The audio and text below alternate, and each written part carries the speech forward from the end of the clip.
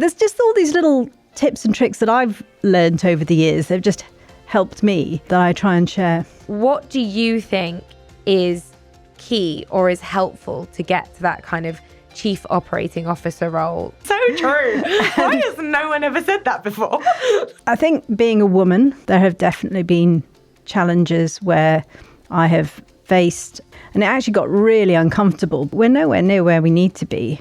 Don't be afraid to stand out and be heard. Sometimes there is no right decision or wrong decision. Sometimes it's just the very fact of making a decision, the power of dressing. It really makes you stand out. But all of those things add together to give you that aura of confidence. You know, there have been some highs in my career, but some massive lows as well.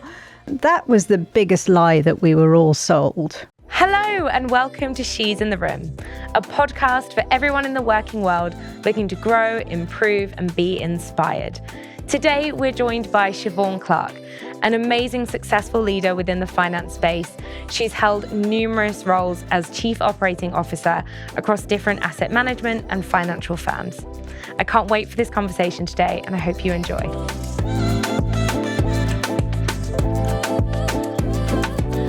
Welcome, Siobhan. Thank you so much for being on the podcast.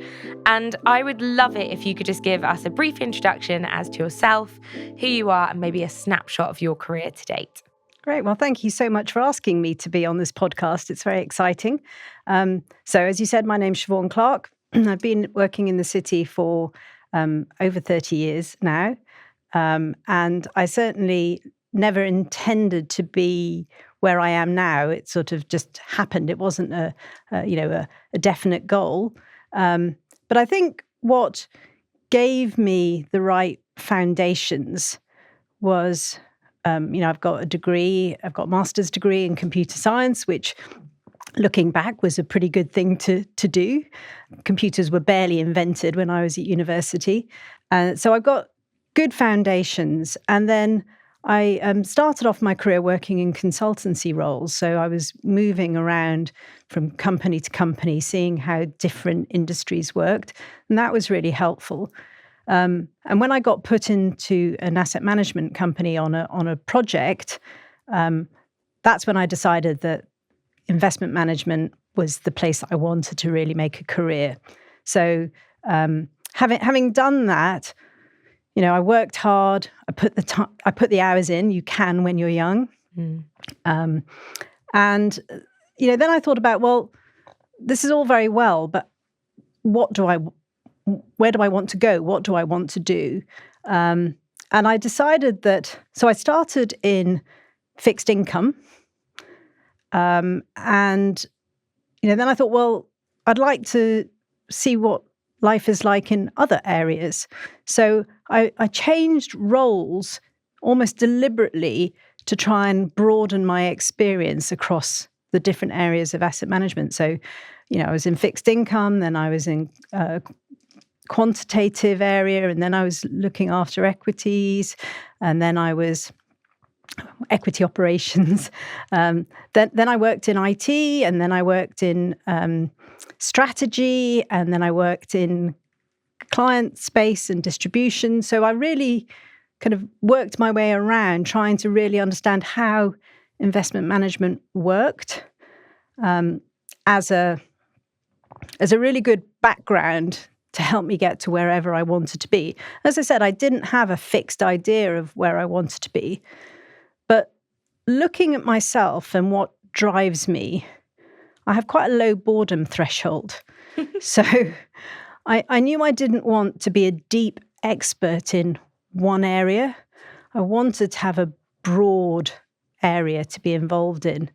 And so I think that's kind of what's led my career choices over the years, is always trying to do a role that means I will learn something new and expand my knowledge. How did you decide to go into asset management but work in the finance space if you'd come from that more consultative background and a kind of more IT degree? Well, it was just being in the right place at the right time, really. So as I said, I got put into a asset management company as a consultant to fix a failing project. I was supposed to be there for 6 months. I was there for 4 years. Always the way. Yeah. And that's what got me hooked. And I could have ended up in any industry because I was having exposure to lots of industries, but I quite liked the excitement around the investment management industry. Yeah. My first job, there were 2 scandals that were covered in... I've never seen someone so excited about scandals. You're like, it was scandalous. Yeah, there was. Oh, this is an interesting industry, Who knew? Who knew? I love it. And was that kind of when you were moving through your career? Obviously now you hold a very superior position within the business. You're within that C-suite circle that people aspire to be within. Was that always a goal when you set out, or did that develop as time went on? I think that it developed as time went on. What was my goal was to be in a job that challenged me, that expanded my knowledge, that took me out of my comfort zone. And I think if you approach your roles like that, always trying to learn more, trying to, pick up more skills, things like that, that will be noticed. Even quite recently in my recent role, a couple of years ago, I felt like I wasn't being utilized enough. I didn't feel busy enough. So I went to the chief executive and I said, can I have something more to do, please? Which I later regretted because I ended up doing 2 jobs for 2 years. But I think that curiosity, that willingness to do more, or even the drive to do more, I think is a really important part. Absolutely. And how do you fit that all in? I mean, you've just alluded to a time when you were doing essentially 2 jobs. How did you manage that? Is work your whole life, or you have other areas within your life that are important as well, or? No, work is not my whole life.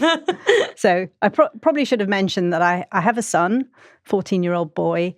I have a husband. I have 1 cat. I used to have 4, but only 1 now. Oh. So my work-life balance is really important to me. So I don't work stupid hours anymore. I mean, there was a time when I was younger, when I had less responsibilities that I did. But I think I'm a lot better now at prioritizing and figuring out what's really important to do and what isn't. And then also I have the luxury of being able to delegate a lot of things as well. How did you come to that place of balance? You sound really comfortable, like you've really found that over time. Do you have any tips for anyone that's maybe currently struggling with that, how they could get to your place of, you almost seem serenely calm about where you've got to? I'm like, how are you doing that? Well, I'm not sure that my tip is one that I can really suggest other people necessarily follow, because, for me, I found myself a really good husband who is very, very supportive. And, he looks after all of the domestic side of my life. He looks after the son and dropping him off at school, picking him up. So I do have that luxury where I don't have to try and juggle everything, because that would be incredibly hard. And when I started my career, there were a lot of women that were touted as these super women who were having it all. They had fantastic careers. They had, 6 children. They were fashion icons. They were doing everything. And that was the biggest lie that we were all sold, right? So there was a cohort of women that, we thought we could try and have it all. One of the biggest lessons I learned was that you can't, and you have to really prioritize and think about, what do I really want out of life? What are my strengths? What are my weaknesses? How do I play to my strengths and not my weaknesses? How do I work on my weaknesses so they're no longer weaknesses? Yeah. And how do I compartmentalize my life so that I can retain my sanity? Yeah. And I mean, I think you touched on something so important, which is having that teammate and finding someone that you can have that balance with. But I think what you've noted is so important, and it's something that now is definitely talked about more, is this sense that you maybe, can you have it all, can't you have it all, but also can you have it all but not at the same time? So sometimes your personal life is thriving, sometimes your work life is thriving, sometimes you're a really hands-on mum, sometimes you're a really hands-on in your work. And I think we're being more honest about that, which is great. Yeah. And I think that's also something I've really learned, is that your life does change very much, from decade to decade. Your 20s is very carefree and, free, and you can work hard and party even harder, right? And then your 30s, generally people are possibly, settling down, getting married, having babies, and that's exhausting, And then just as you're sort of coming out of the fog of tiredness from having young children, then your parents start getting ill, or then you start hitting perimenopause, and it's never ending. So it's never ending. So you're constantly having to adapt and change and redefine yourself, redefine what you want out of life, how you're going to deal with it.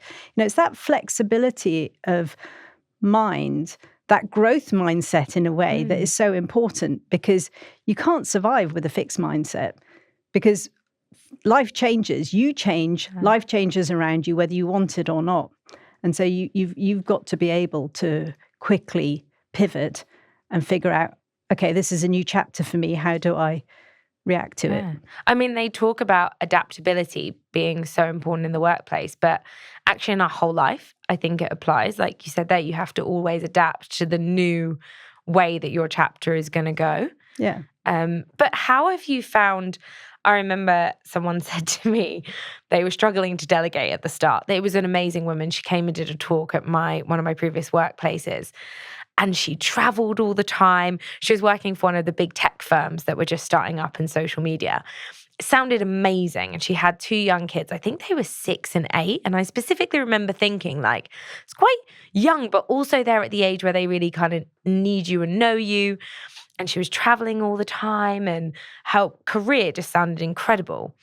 And we were allowed to ask questions, and someone said, kind of out of interest, how do you do that with so much travel, but you're also at home? And she said, I'm going to be totally honest with you. I have a PA. I have a cook. I don't wrap my kids' presents. I have a cleaner. We don't go on holiday that isn't organized by either our PA or a travel company. Like, everything was delegated out. Yeah. And I thought, firstly, that's a skill in itself, but also the transparency of telling a group of people that, and the men and women in the room who are hearing everything that she does, but also thinking, oh, I want some of that. And knowing that, well, you can have that, but there are sacrifices and choices, and you have to balance things all the time. It's a juggling act. Yeah, no, and it goes back to what I said earlier about being clear what you want out of life and what your strengths and weaknesses are, and figuring out how you manage your life around that. So, and that, as we said, there's no such thing as a superwoman. You can't do it all. So, but what are you willing to compromise on? Yeah. Right? Now, I am not a natural earth mother. I adore my son. I definitely wanted my son, but I'm not this sort of person that's all about my child, and and I couldn't have been a stay-at-home mother, and that's possibly a failing of mine, but that I understood that about myself quite early on. I was back at work after 3 months of maternity leave, and I've never been happier in my life to get back to work. So, for me, I understood that about myself, and so I was perfectly happy to delegate the childcare to my husband, who was much better at it. And you need, whether it's a husband or whether it's a nanny and a cleaner and a gardener and a ream of people that help you. As long as you're comfortable with the fact that you're not in charge of that area of your life fully, then that's fine. Now, are there times when I wish I'd been to every single rugby game that my son had ever played? I'm a little bit sad about the fact that there are things in his childhood that I've missed out on, but not enough to make me wish that I hadn't had my career. Yeah. Absolutely. And that must be so refreshing, because there must be so many women out there that, you're kind of told to go ahead in your career, but then you're also told that you have to feel constant mum guilt or you're a bad mum because you're not feeling mum guilt.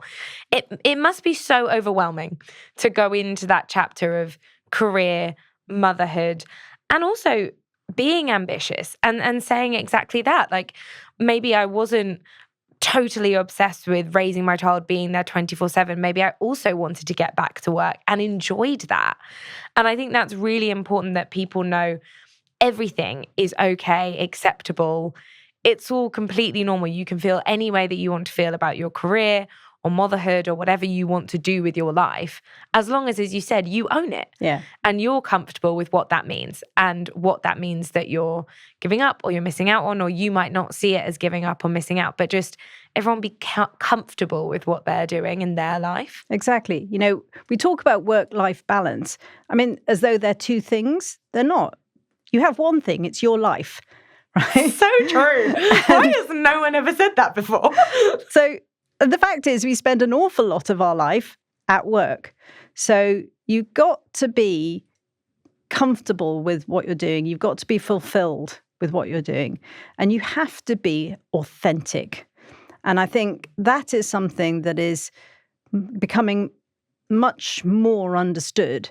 When I started in my career, as a woman, you had to dress like the men, act like the men, swear like the men, drink like the men. We were trying to be men. We were all in dark trouser suits, with big shoulder pads. And it's taken a long time for me to figure out that person I was trying to be wasn't me. I was trying to, be somebody different. You didn't talk about your personal kind of passions at work. You didn't talk about politics, religion, and probably good things that you didn't. But, it wasn't encouraged. And I think now there's been a real shift in the last 10 years about, encouraging people to come to work, show up as your true self. And that sounds like a really easy thing to say. It's not as easy to do.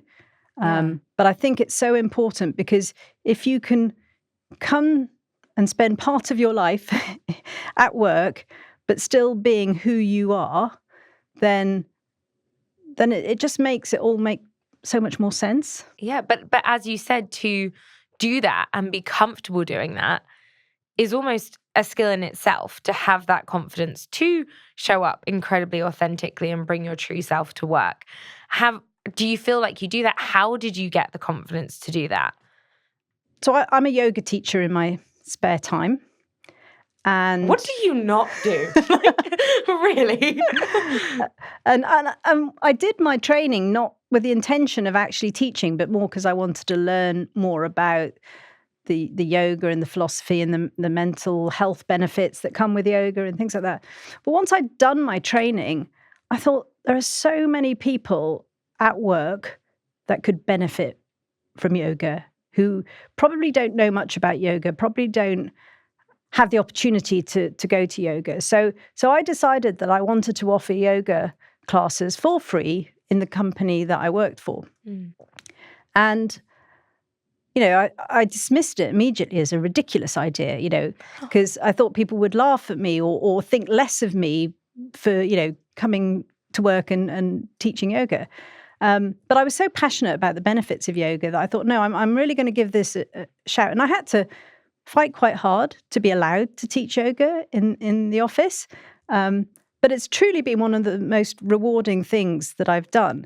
And it's been a real lesson for standing up for things that you believe in and doing it, regardless of how you think it's going to change people's perceptions of you. Yeah. Because it was letting people in to a completely different side of me than they would normally see. And that made me quite nervous. And especially because I can imagine with different industries, I previously worked in digital marketing, and someone teaching yoga at lunchtime would almost be expected. It was so normal. Or going to Pilates, or someone was running a Zumba class. Like, it was just the complete norm. Whereas I feel like probably in the banking and finance industry, slightly different. You're not rocking up to an office full of bean bags or the climbing wall and that kind of thing. So did you find it was almost that extra barrier of having to break some of those norm or stereotypes or what people perceived the industry to be like? Yeah, I think that the asset management industry certainly has been quite slow to modernize. And I mean that in all senses, not just dress code and things like that, but attitudes. So yes, in certain industries, it would be completely normal to have somebody who worked there teach yoga there. But it was, people thought I was a bit odd when I started doing it. They're used to me being odd now, so it's fine. I don't mind being odd. I don't think it's odd. I think it's unique. And surely that also makes you more memorable. Like, do you think that's added to why you've been able to be so successful in your career is because you've brought that authenticity to your role, to your work? I mean, there's literally trainings now in how to be an authentic leader because people are realizing how important that is. I think it's definitely one of the things. I think it's multifaceted, what gives you the confidence to, be in a leadership role. The other thing that I think's really, really helped me is speaking at conferences and participating in panel discussions and contributing to magazine articles, things like that. So to feel that people are wanting to listen and hear what you've got to say, that really helps build confidence.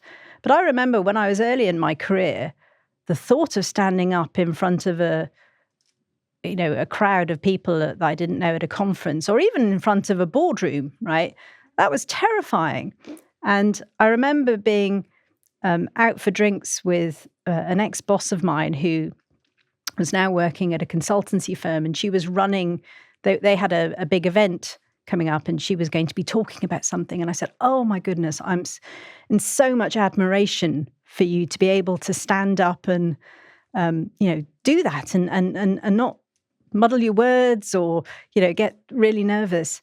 And she looked at me and we had a couple of drinks by this stage. So I was possibly quite susceptible, but... Quite susceptible. That's such a good word. For I'd had a few drinks and I was making some interesting choices. So I mean, she looked at me and she said, Siobhan, you could easily do it. Yeah. So anyway, she talked me into talking at their next conference. And I mean, the next morning I woke up and I thought, what on earth have I signed up for? Too. Oh my goodness, how do I get out of it? But, to quote the book title, I felt the fear and did it anyway. And it wasn't as bad as I thought it was going to be. And I actually quite enjoyed it. And then I did it again and I did it again. And I think that's a really key learning point is the things that terrify you, like doing this podcast. Yeah, thanks so much for coming on.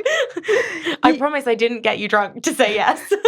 But you just have to do them, and the world isn't going to swallow you up if you muddle your words or anything. And if you don't take yourself too seriously, life is an awful lot easier.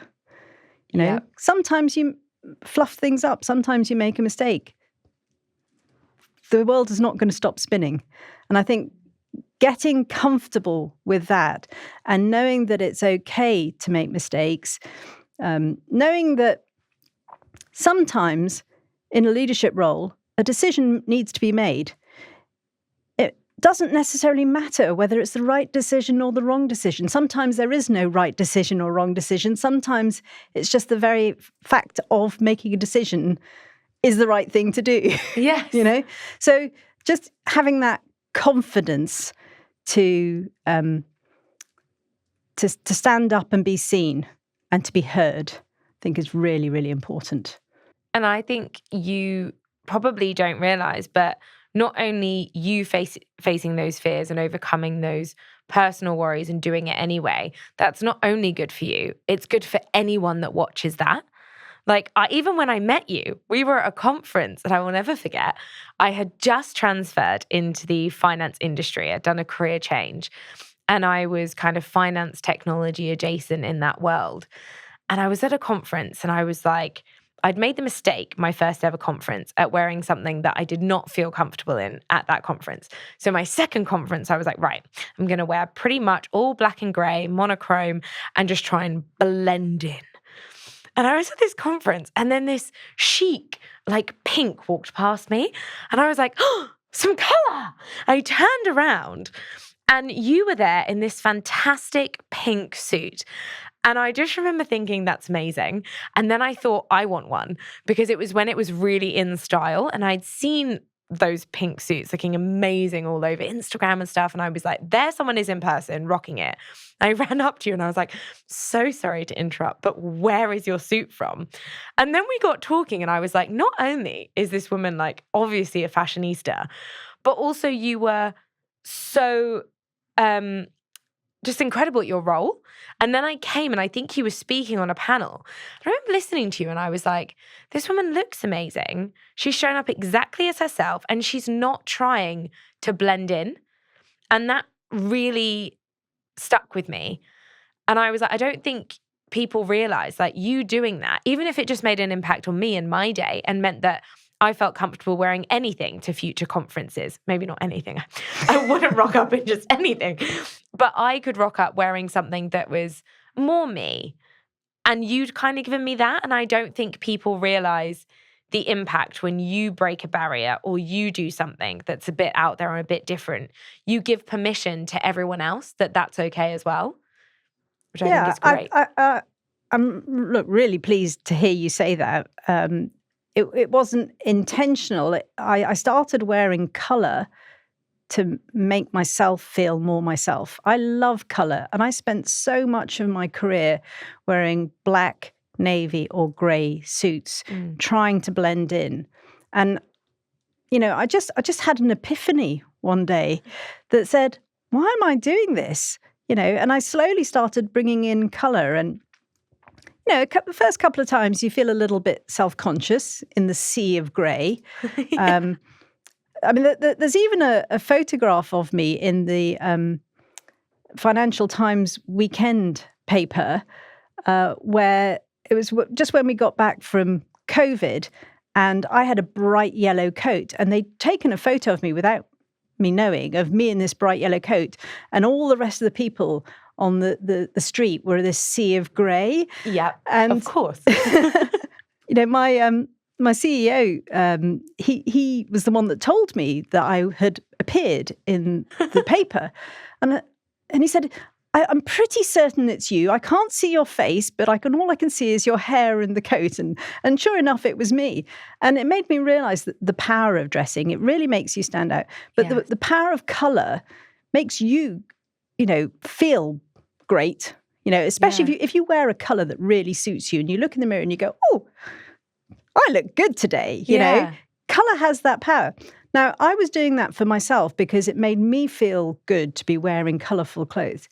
But then what I realised is that it was making other people, if I walked into a meeting room in my bright pink suit or my bright orange suit or my bright yellow suit. I need to see these. I have a rainbow selection of suits. But it was making people in the room feel better as well. It was brightening up their day, literally. Yeah.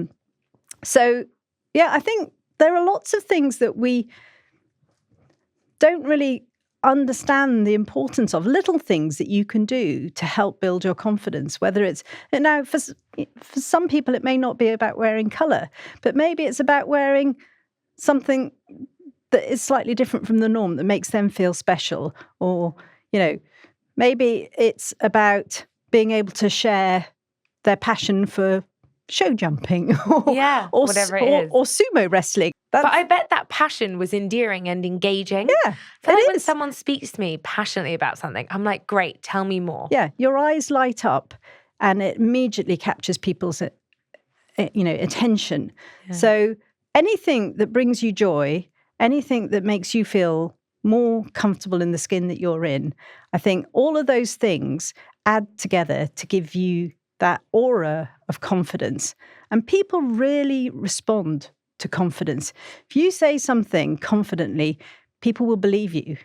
Yeah. No matter what it is, if you say it with a level of confidence, then people respond well to that. And I think that's really important. No, absolutely. And let's hope that you're saying the right things. Yeah, but acknowledging that sometimes you won't be right. True. But it's okay, Yeah. And I guess that's also giving people permission to, in your role, you must lead people, lead teams.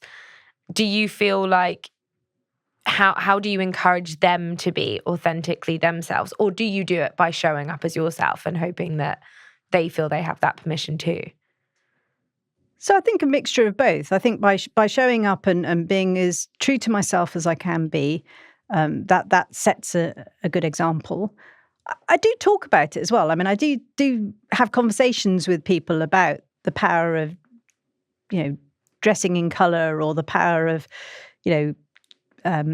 being your true self. So I hopefully not preach about it, but I do evangelize about it a little bit, just to kind of spread that message. I tend to always have some mentor relationships going on. Mentor relationships? As in you mentoring? As in me mentoring. I tell them to go and watch Amy Cuddy's TED Talks on power poses. Okay. Right? So, power poses, the idea is that, if you look in the animal kingdom, when animals are scared and trying to hide, they make themselves as small as possible. And, when they're trying to scare other animals away, they make themselves as big as possible. And Amy Cuddy talks about the fact that there is a chemical reaction in your body when you make yourself bigger that raises the serotonin and adrenaline levels and various other chemicals in your body. And so the very fact of making yourself look bigger makes you feel more confident. Whereas if you sit there and you hunch yourself up and try and make yourself smaller, it diminishes your confidence. Yeah. So I think that's again, it's another trick to help women with their confidence. Before you're about to go in to a presentation that you're a bit nervous about, go into the restrooms and adopt a power pose. So that's literally like standing up tall, hands on hips. Hands on hips or hands up in the air, and just making yourself as big as possible. Now, doing it, you feel absolutely ridiculous. You have a bit of a giggle at yourself going, what am I doing? But all of that makes you feel less stressed, right? Yeah. So, even if it's not about the chemical levels in your body changing, but that has been proven that happens. Even just having a bit of a laugh at yourself before you go in to present will just naturally make you more relaxed.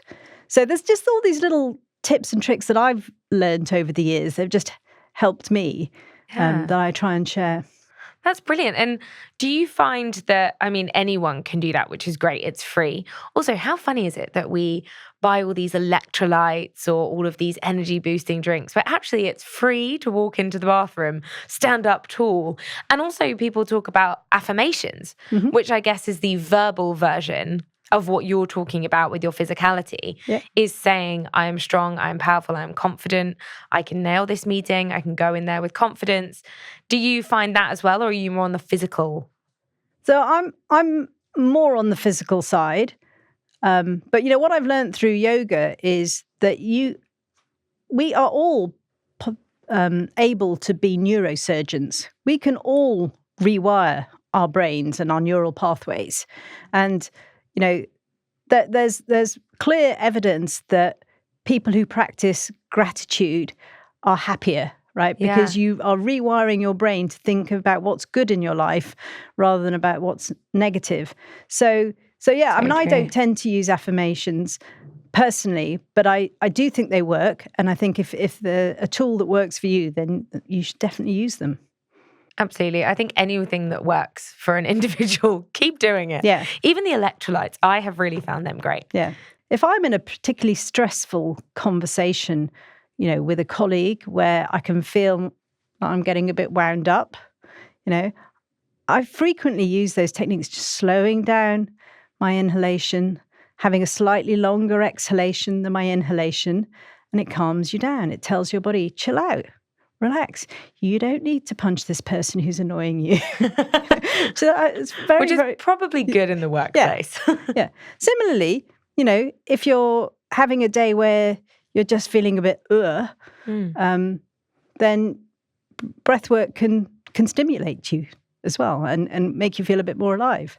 It's so important. I feel like this should be a whole podcast in itself. It's like all of these techniques. I almost want you to demonstrate the breathing, and I'm like, I need to do this breathing. Yeah. So yeah, you can tell me to stop talking about yoga at any time. I'm afraid it is my passion. So no, I think it's wonderful, and it just goes to show as well that there are so many different ways that you can build your confidence, calm yourself, bring a different energy to work.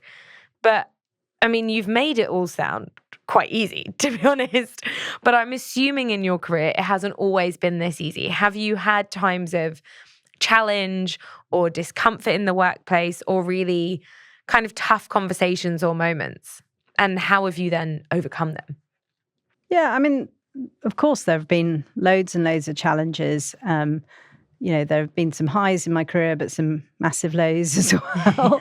And without being too cliched, it's about how you react to those challenges that counts. Mm-hmm. Not that having negative experiences, but the way you respond. I think being a woman, there have definitely been challenges where I have faced discrimination, unconscious bias in the workplace, most definitely. I remember, this is going back quite a few years, where I had done an awful lot of work on a business case for a project, and I went in to present it to the chief executive of the firm that I was at. And I went in with two male colleagues who were there to back up on some specialist areas, but I was the expert on the topic.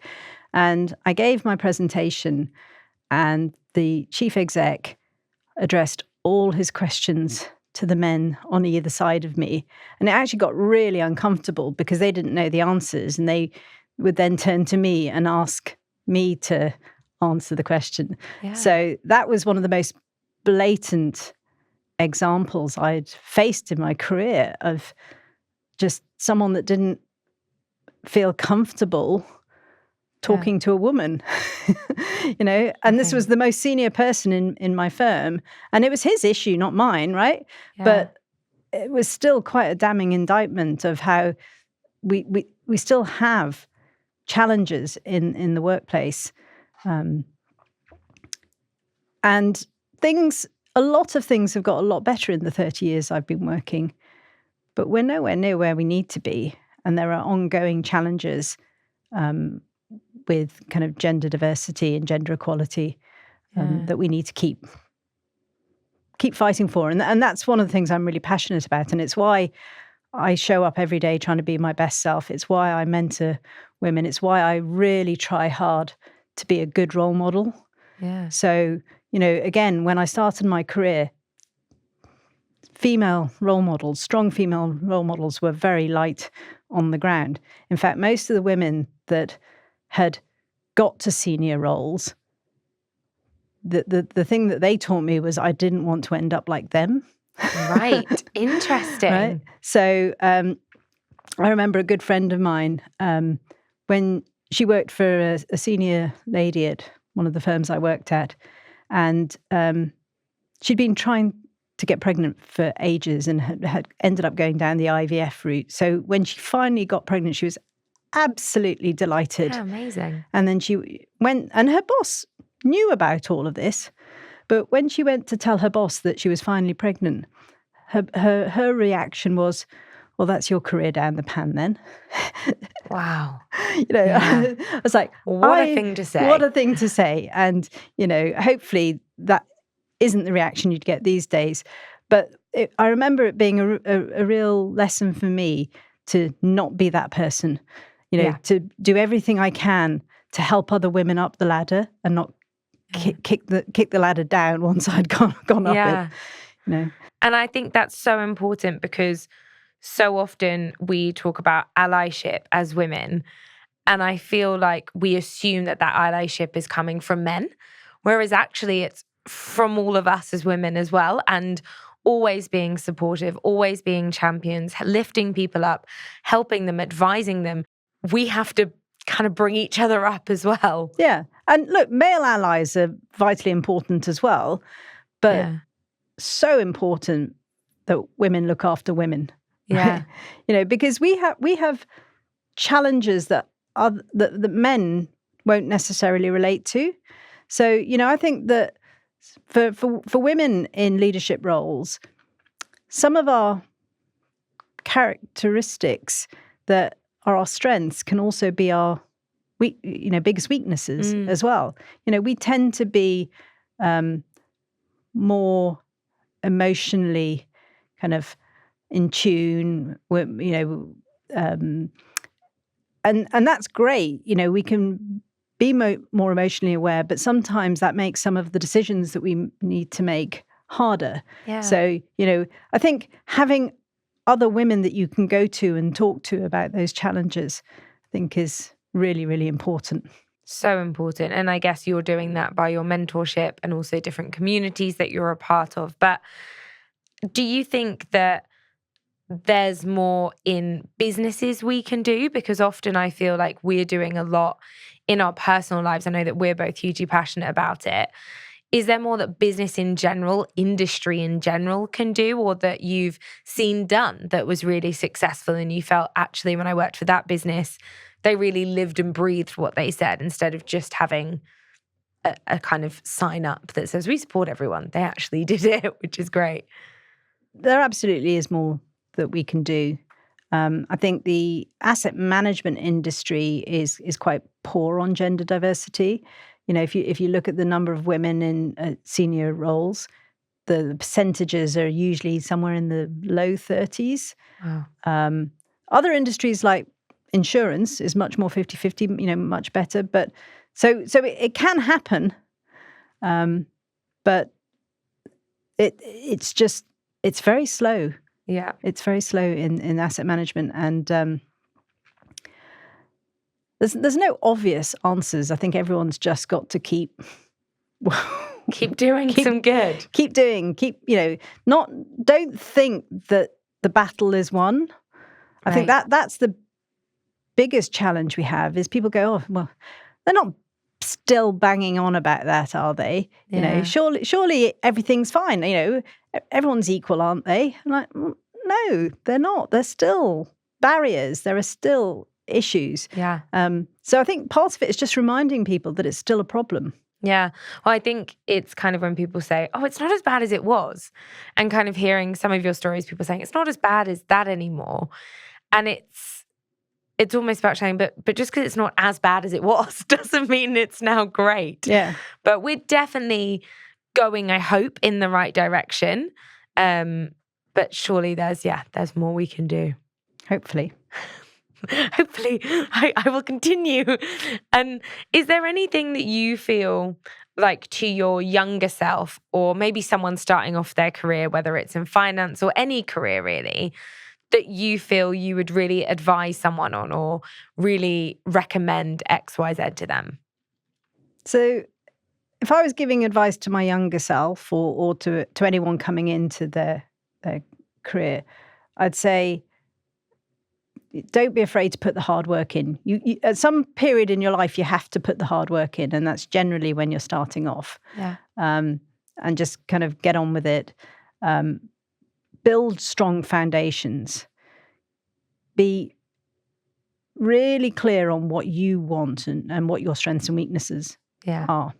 And then don't be afraid to take risks. Mm-hmm. Because, when you're in your 20s, you can take some risks. You can afford for some things to not work out, but at least you tried them. And what that might have told you is that career path isn't the right one for you. Yeah. The way that my career path happened was that I was open to opportunities, and if something came along and it felt right, even if it was something quite different from what I was doing, I took risks. I went, yeah, why not? Yeah. And I might not do that now at this stage of my career, But when you're earlier in your career, you can and you absolutely should. I feel like you make it sound so simple, but you're so right. It is about being yourself, taking risks, working hard, not being afraid to stand out, which I'm sure when you are starting out, I feel like that is a little bit harder. But I think that's also knowing yourself and knowing your strengths, your weaknesses. And so much of that is learned through experience.